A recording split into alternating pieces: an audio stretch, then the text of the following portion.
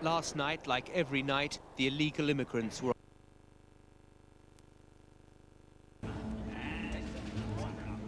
If there's a way out of here, I haven't found it yet. But look what I did. Joining us with your recommendations, concerted international action now against terror. Thank you. Back to you at Sky Centre. Thanks, Adam. We'll be back to you shortly as we see those pictures from earlier of the World Trade Center towers, one of them collapsing an hour after it had been hit by a passenger jet. One of 4 passenger jets today that we understand have been hijacked. 2 of them were flown into the Twin Towers of the World Trade Center within an hour. Both the north and south towers had collapsed. Still uncertain about the loss of life and the casualties there. We know that some 10,000 emergency workers have headed to the southern end of Manhattan Island there. And here is the second of those towers just imploding in almost a volcanic eruption of dust and debris that spread itself across the whole of southern Manhattan Island today, driving tens of thousands of workers out of their offices. The whole of the southern part of the Manhattan Island part of New York has now been evacuated on the orders of the New York mayor. The latest is we hear that 2 US warships and the National Guard have been sent in to patrol New York Harbor. A short time ago we saw US Air Force jets, fighter jets, patrolling the skies over New York City.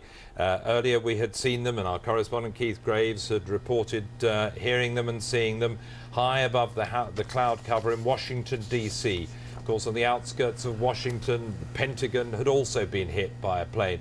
A 4th hijacked plane had gone down some 80 miles outside the steel city of Pittsburgh. And here was the scene at the World Trade Center at about 9 o'clock East Coast time this morning, when one of those planes, there's the second plane crashing into the side of the World Trade Center.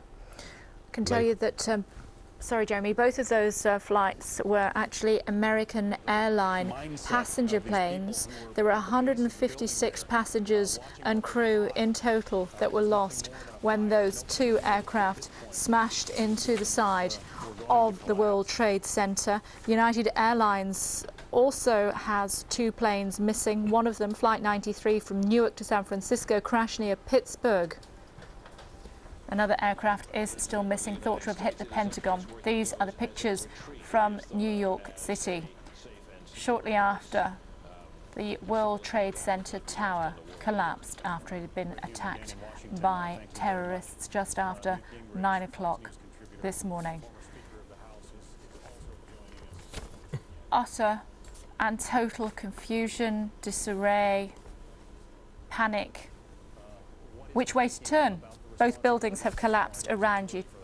Up to 50,000 people could have been in those buildings at the time of the collapse. Joining us live from Birmingham is John Potter, a hijack psychologist. John, hello to you.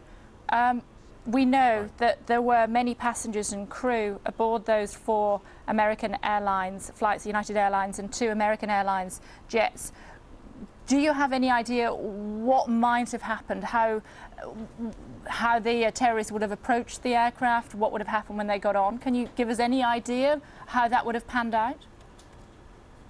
Well, I think we're very much in a state of confusion, as has already been said. This is a tragic incident on a colossal scale, and it's very easy to sort of come up with ideas off the wall.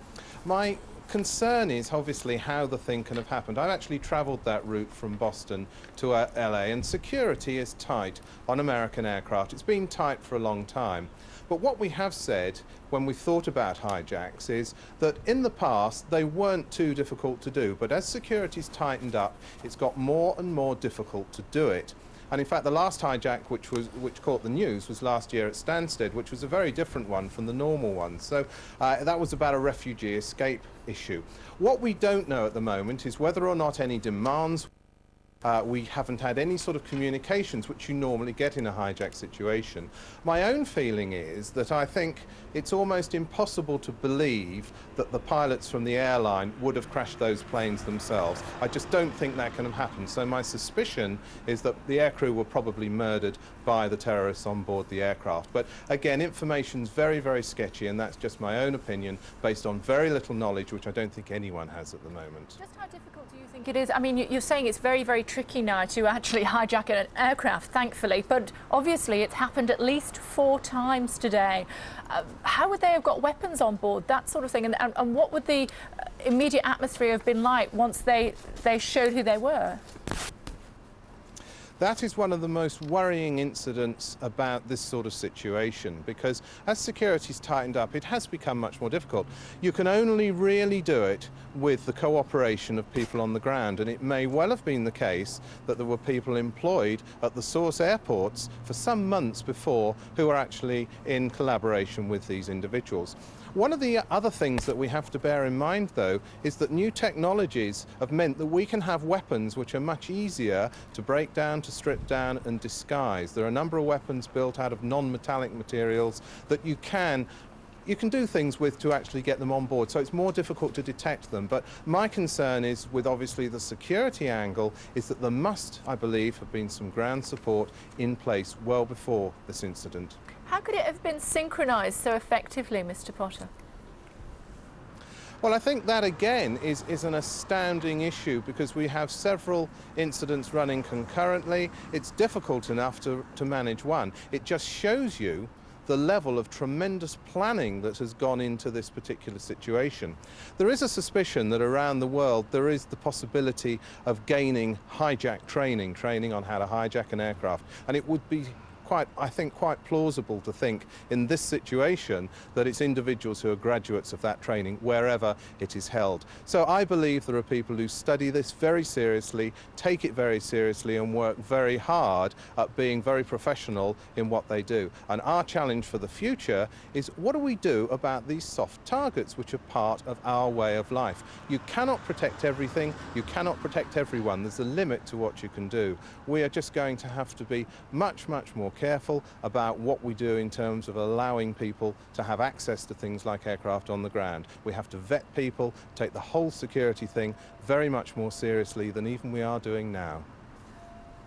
How surprised are you, how shocked are you that the World Trade Center could have toppled in this way, and yet an hour later, something that wasn't a soft target, the Pentagon, can be hit? Frankly, I'm astounded. And I think we all are. I think individuals in the intelligence community, in the security forces around the world, have always felt there's a sort of blanket of security that in the final outcome you would know about these things happening. How this has happened, we don't know. Were radars jammed? We know very little yet about what has happened immediately before the incident. Now, how soon that information comes out is one of the things I think we're all going to be very, very interested in. But I find it absolutely astounding that a hard target, such as the Pentagon, could have received a blow like this. But I'm sure information is going to come to light, which obviously will explain how that has happened. Could it happen anywhere? That is the $64,000 question. My feeling is, in our society, in Western society generally, we choose to take a middle-of-the-road view on security. We're not silly about it. We don't let ourselves get at great risk, but you cannot protect everything at all times. And we see around the world that we do get incidents happening. I mean, not so long ago we had the London Eye hijacked. Now, you would say that couldn't happen. These things can happen anywhere. But what you have to look at is the motivation of the people who want to carry out these sort of acts and the likely targets they're going to choose. And unfortunately, in recent history, in the last part of the 20th century, the Americans have had a pretty tough time around the world, and unfortunately, not their own fault, but because of what they've been involved in, they have set them up as a target. And because of the high-profile nature of America, of the communication systems, and how in many respects America seems to be one of the role models of the world in terms of civilized society, I'm afraid America, for a lot of these individuals, is the obvious target. Mr. Potter, thank you. Thank you.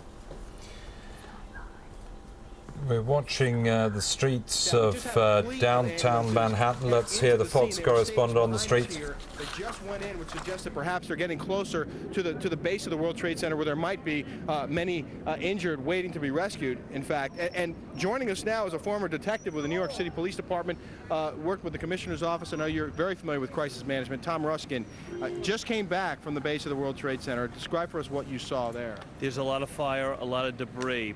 The facade of the World Trade Center is all brought down and hanging there in an eerie type of site that you would expect to see in a movie.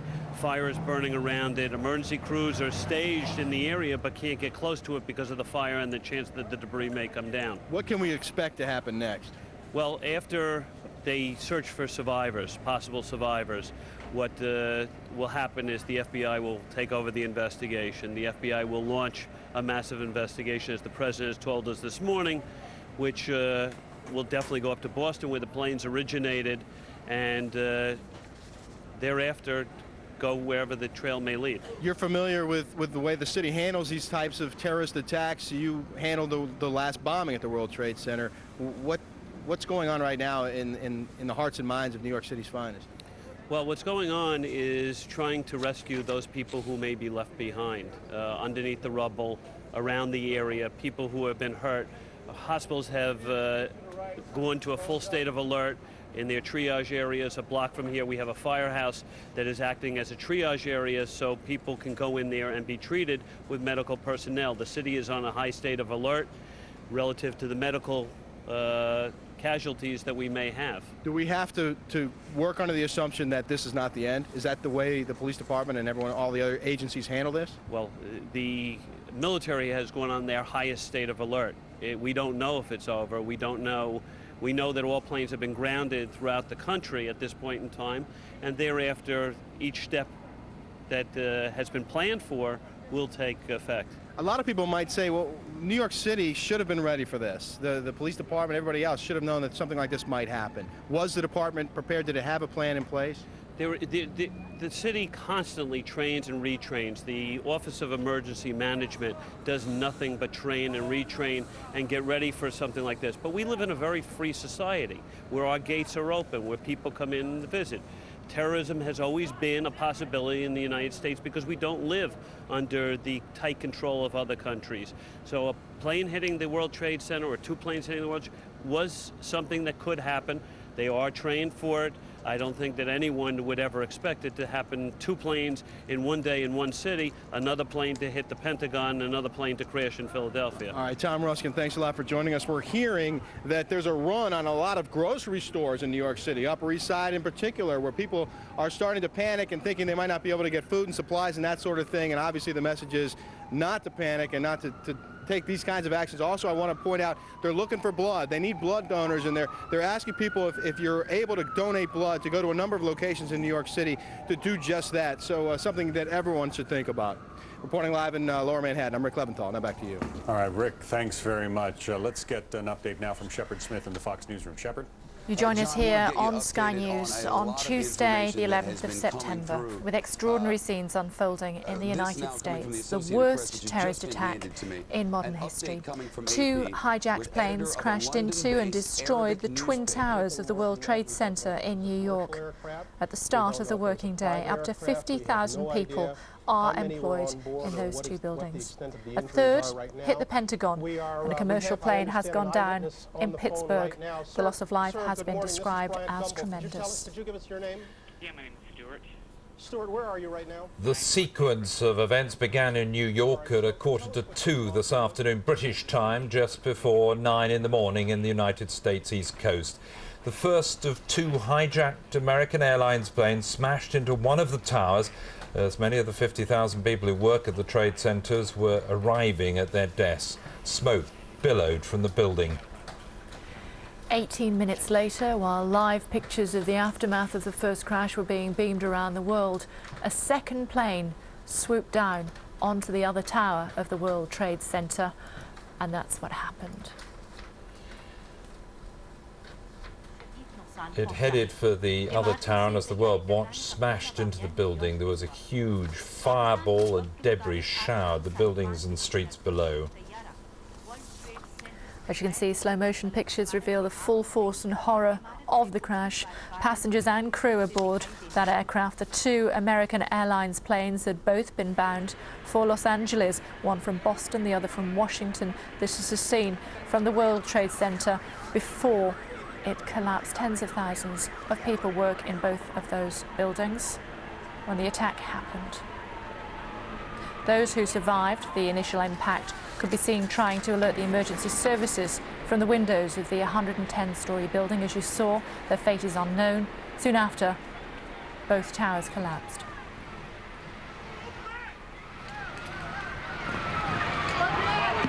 That's the first of the towers. Moments later, the second. Within the hour after President Bush went on live television to condemn the terrorists, reports emerged that a third plane had dived into the Pentagon, the US military headquarters near to the US capital, Washington. A second explosion was heard. The White House was evacuated. Air Force fighter jets sent into the air over the city to patrol the skies, as another airliner was said to be heading for the Capitol building. All airports across the United States were shut down. A little over an hour after the attacks on the Trade Center, the first of the 110-story towers, the South Tower, as we showed you, collapsed, sending millions of tons of debris showering onto the southern tip of Manhattan Island. There, the North Tower still standing in place, but only 20 minutes later, Tower collapsed. The North Tower, thousands of lives lost, one of the world's most famous landmarks destroyed. See, collapsing in an avalanche of dust and smoke and debris that covered the whole of Battery Park and the southern end of Manhattan Island. The New York Mayor, Rudy Giuliani, has ordered the complete evacuation of Lower Manhattan Island. Paul Brennan brings us up to date. Of these people who were at the base of the building there, watching what they It's a disaster almost beyond comprehension. The first aircraft impacted the World Trade Center just before 9 a.m. Then, 18 minutes later, as emergency services scrambled to save those trapped 100 floors above, a second jet swooped down and headed straight for the second tower, impacting in a huge fireball. The explosion was captured live on television. Thoughts of a tragic accident vanished as it became obvious that the World Trade Center and America as a nation was under terrorist attack. The US president gave a grim news conference within half an hour of the disaster. Today we've had a national tragedy. Two airplanes have crashed into the World Trade Center in an apparent terrorist attack on our country. I have spoken to the Vice President, to the Governor of New York, to the Director of the FBI, and have ordered that the full resources of the federal government go to help the victims and their families, and to conduct a full-scale investigation to hunt down and to find those folks who committed this act. and then collapsed. In New York, just as survivors thought the catastrophe could not possibly worsen, an hour after the first impact, one of the towers collapsed in huge clouds of ash and rubble.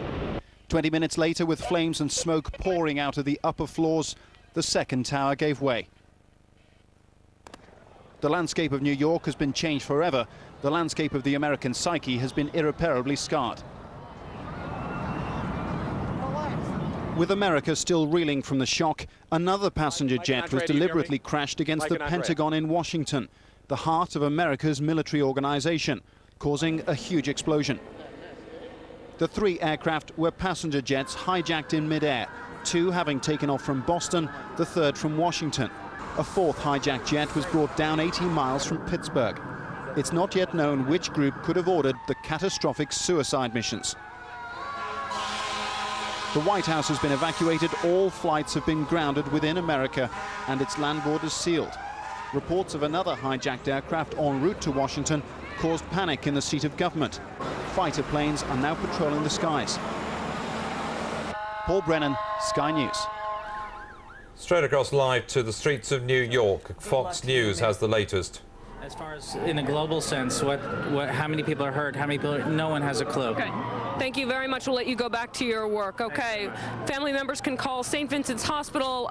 press conference is going to go on around 3 o'clock today, and a list is being compiled and released. Nothing who was is on formal the yet. scene, and hear what he has to say.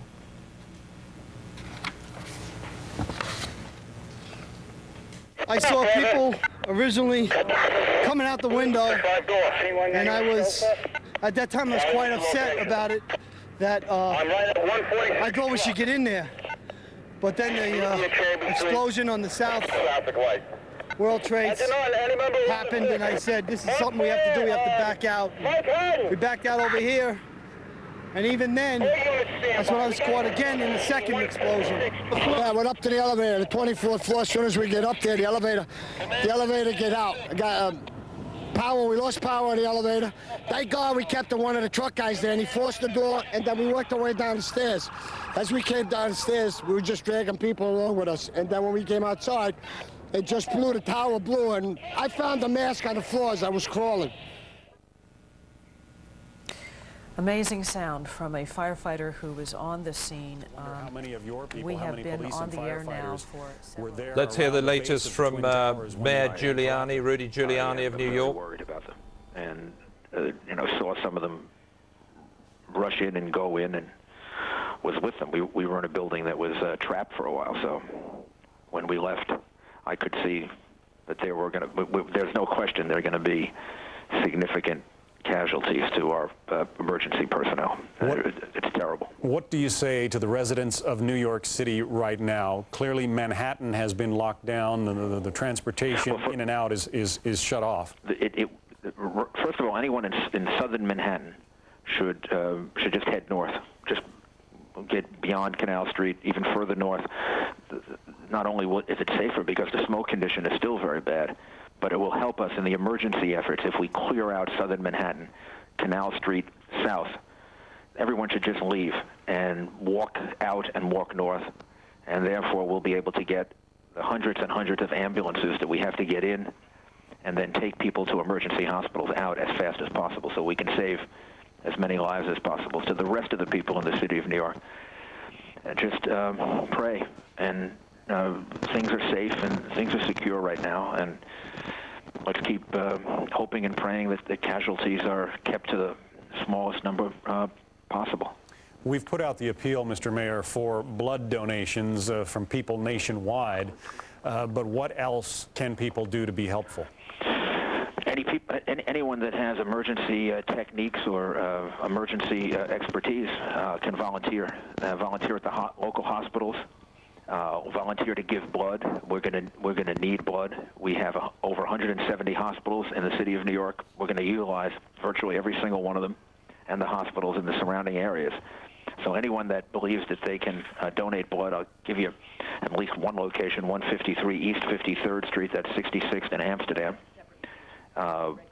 The Red Cross actually is at 66th in Amsterdam, so people can volunteer there, or they can go to 153 East 53rd Street and give blood. That would help a great deal. The hospitals are going to need blood. If people have medical backgrounds and they volunteer at the hospitals, that would help, particularly later this afternoon, when the people working there. I was just on the phone with St. Vincent's Hospital, that's under obviously great stress because they're right there. They're the closest hospital, but every hospital is going to need help. We've had reports, Mr. Mayor, and I don't want to overstate this, but there has been reports from some of our people in the field of a sense of panic beginning to build, of a run on groceries and so forth. What can you do to calm down? There's no reason at all for anyone to panic. The airspace around New York City is now secure. The federal government has cut off any flights. The fact is that the city of New York is safe right now. It's secure. People should not panic, and they should just go about their lives, and they should have confidence in America and in American democracy. We're going to overcome this, and we're going to prevail. We're going to find out. I'm sure our government's going to find out who did it, and we're going to make an example of them. You know, of course, there was the mayoral primary and other primaries here in the city of New York. Those have been, we understand, canceled. Yes, for Governor Pataki and I decided about 2 hours ago that it did not make sense today to have an election going on. Among other things, we needed the police personnel that are used during the primary to focus on this rescue effort and assisting each other. Where were you when this terrible episode began? Well, when I first was notified, I was in Midtown Manhattan, and I rushed down and saw a good deal of it with my own eyes. Saw the damage that was done to the World Trade Center, saw people jumping from the top of the building. And then we were in 75 Barclay Street, where we set up a temporary command post, and then we were hit by the debris from the collapse of the Trade Center, and were trapped in the building for a short while, then had to evacuate. 75 Barclay Street, is that your command center? That actually was a ground floor area right next to it. We were using a ground floor area as a temporary command center so that we could be close to where the rescue efforts were taking place. And as we were setting up, and we were on the phone talking to the governor and the White House, and the building collapsed, and we had to evacuate through the basement. It was pretty dicey for a while. From your long years of experience at the Justice Department, you are not only familiar with trying to govern Manhattan, but also familiar with the operation of terrorist cells. What do you say to the people who inflicted this terrible attack on America? I have no doubt that we're going to find out who's responsible for this, and that we're going to make an example out of them. And I believe that ultimately the strength of American democracy will prevail. We have to have confidence in ourselves now, and we have to have a sense that our government, a government of democracy and laws, is the future of this world, not this kind of horrible, awful, inhumane way of acting. And I'm sure we'll find out who's responsible for it and make an example out of them. Rudy Giuliani, the mayor of New York City, joining us live by telephone. Thanks very much. Thank you. We know you have much to do today. Rudy Giuliani, the mayor of New York, clearly shaken by what has happened to his city today. Totally devastated, as you can see from those live pictures from New York. 10,000 emergency workers are at the scene of the World Trade Center, doing what they can to save life. He told us that he went down to the World Trade Center as soon as he heard about the terrorist attack. He saw people jumping from the buildings. He set up a command and control center quite close to the building. As those buildings collapsed, he was himself trapped in his command and control center and had to be rescued through the basement. He's implored the people of New York not to panic, that the situation will soon be under control, and that they will do everything that they can to track down the perpetrators of this crime.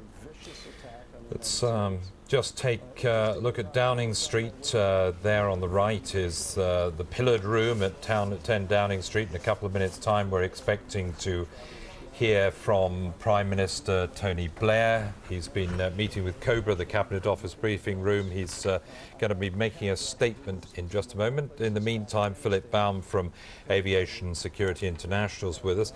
Philip, you were making a point earlier that in a way that the airlines are most worried about an attack that becomes an act of war in a way. Well, certainly if you look at the pictures that we've all been witnessing with absolute horror this afternoon, we're looking at a war scene. They're pictures that we would sort of normally associate with the Balkans, with the Middle East, and yet here we are looking at pictures of Manhattan and Washington. And it's interesting, the approach that the Israelis have taken towards aviation security in the past is that it's not simply there to protect the lives of those on board any one aircraft, but should there be an incident, then that can lead to outright war. And here we've got a situation where 266 people on board 4 aircraft at the moment have been killed, but many more have lost their lives in Washington and in New York, and the situation could easily escalate into a real war where many more hundreds of thousands of people could lose their lives. So airport security is far more than simply preventing one lone hijacker taking a group of people to an unwanted destination. Indeed, and no doubt the terrorists themselves will have been wanting to make the point in capitals of the West that the discomfort, the violence, the terror that they suffer in their own lives as a result of the struggles that they're involved in can be brought to the capitals of countries who don't usually get involved or are not witnessing these things normally. It's this really does strike very much at the heart of... Oh, absolutely. If you look at sort of one of the main causes for attacking aviation and aviation as a target is that you've got, in a very small area, a lot of people representing probably many countries in the world. We haven't spoken about, you know, the nationalities of those on board, let alone the nationalities of those in New York, but it's going to have affected far more than just the American population. Many others will have nationality. Am I right in thinking this is the first major incident involving planes and terrorism since Lockerbie? No, there have been many hijacks since then. But those where you've had total loss of life? Oh no, in fact in the few years after the Lockerbie bombing there was a UTA bombing in Niger, in Africa, there was an Avianca Bear with bombing. us one second, I'm so sorry to interrupt you. Tony Blair. The full horror of what has happened in the United States earlier today is now becoming clearer. It is hard even to contemplate the utter carnage and terror which has engulfed so many innocent people. We've offered President Bush and the American people our solidarity, our profound sympathy, and our prayers. But it is plain that citizens of many countries around the world, including Britain, will have been caught up in this terror. I have just chaired an emergency meeting of the British Government Civil Contingencies Committee, and I would like to explain some of the measures that we have agreed to take here. There are a range of precautionary measures. We have stepped up security at airports to the highest levels. No flights will take off from the United Kingdom for which we cannot apply the highest standards of security for aircrew and passengers. Private flights have been stopped except where specifically authorised. Flight paths into London have been changed so there will be no civil overflights of central London. Security has been increased across the full range of government buildings and military premises. The police across the whole of the UK are on full alert. All our defence facilities around the world have been moved to high alert to ensure the protection of British service personnel. Advice is being given to major financial and business institutions about appropriate security measures. A number of other security measures have been taken, and of course we are in close touch with US, European and other allies and are cooperating with them on issues of security. All relevant ministers remain in communication, and the committee, the Civil Contingencies Committee, will meet again tomorrow at 8 a.m. Obviously, some of these measures, not least the effect upon airports, will lead to some disruption, and I hope people understand that. But other than the specific measures we have taken, or that we have advised others to take, business and everyday life can continue as normal. As for those that carried out these attacks, there are no adequate words of condemnation. Their barbarism will stand as their shame for all eternity. As I said earlier, this mass terrorism is the new evil in our world. The people who perpetrate it have no regard whatever for the sanctity or value of human life. And we, the democracies of the world, must come together to defeat it and eradicate it. This is not a battle between the United States of America and terrorism, but between the free and democratic world and terrorism. We therefore here in Britain stand shoulder to shoulder with our American friends in this hour of tragedy, and we, like them, will not rest until this evil is driven from our world. Tony Blair commenting there on the barbarism and shame of the terrorists that will stand for all eternity. He spoke about the increased security in the United Kingdom as a result of the devastating attack on the northeastern seaboard of the United States.